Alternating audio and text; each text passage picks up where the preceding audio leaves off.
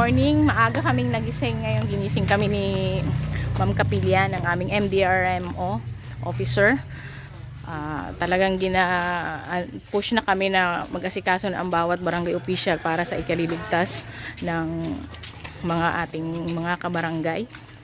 So ngayon may pupuntahan kaming area kasi may natumba na daw. Hindi pa bumabagyo, may natumba na, kaya pupuntahan muna natin. Ayan. Hindi na ako nakapag-opening kasi talagang maaga siya. So alas 6 pa lang. Samahan niyo kami. Ayan, nandito na kami. So ayan, nais namin ng mga tanod. Malarga-larga ka. Naputol na. Maaga pa kami nag-asikaso kasi darating na raw si Typhoon Pipito mamaya. Ayan, si Sisek. Ayan ang mga kagawad. At ayun, nagpe-prepare. Wala pa kami. Maaga tayo. Para sa mas maagang bakurar mga kabarangay, ihimat po ang tanan.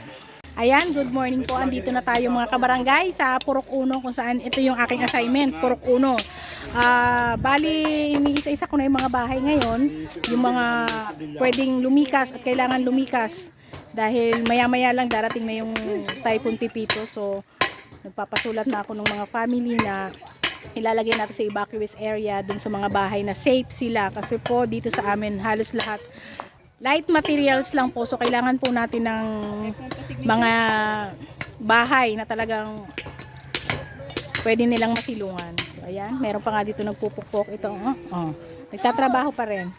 Parating ng bagyo, matubo. Pambigas. So lumilibot na ako, pa isa-isa, lalo na yung dito po kasi sa baba sa Purok 1, inaabot po ito ng baha. Medyo mataas dito ang tubig. So taob po niyan. Kaya iniisa-isa ko na sila. Si nanay. Ayan.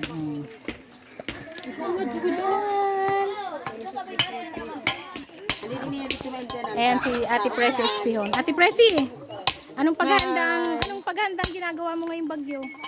Handang-handa ka na ba? Handang-handa na. Anong gusto ko sa aking mga kapurok 1. Handang-handa na. Handa ka na ba sa bagyong Pipito?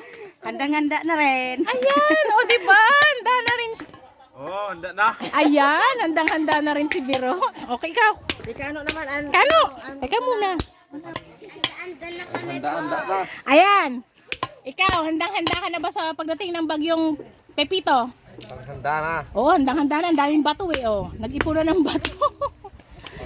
Ayan, ang aking mga kabarangay Purok 1. Ayan. Basta matyagon niyo. Pag talagang kailangan lumikas na tayo, wag na nating antayin ng malakas na bagyo kaya hindi tayo makalikas yan, liparin tayo niyan.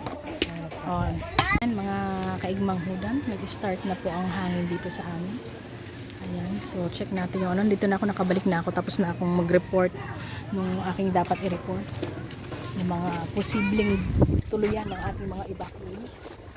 Kasi hindi tayo magkakasya sa school, medyo maliit lang ang school namin. So ayan, ang ating kaulapan talagang maulap na. So madilim na rin po dun sa dulo ng karagapan. So mag-ingat po ang lahat, ha, dahil si kagawad baka mamaya bigla na lang boom brown out. So tayo pong lahat ay mag-ingat. Ayan, lumikas po tayo agad sa oras ng huwag na po natin antayin na tayo iliparin pa, ha. Lumikas na po tayo lahat. Abang-abang po tayo. Ayan po mga kaigmang hudan, madilim na po sa kalangitan, sa dagat. Ayan na, so, unti-unti na namin nararamdaman ng bagyo. So signal number 2 na po kami dito sa Masbate ngayon. Mag-aalas 10 na po ng umaga. Ayan, at kami po ay patuloy na nagpapa-evacuate. O po, hinihingal pa ako, medyo hinihingal ako gawa ng galing din ako dun sa school. Check, ayun na ang aming MDRMO Monreal, dumaan na. So marami kaming ipapa-evacuate kasi medyo marami ditong bahay sa may tabing dagat. So hinihingal po si kagawad, ha. Okay mga kabarangay, mamaya ulit tayo.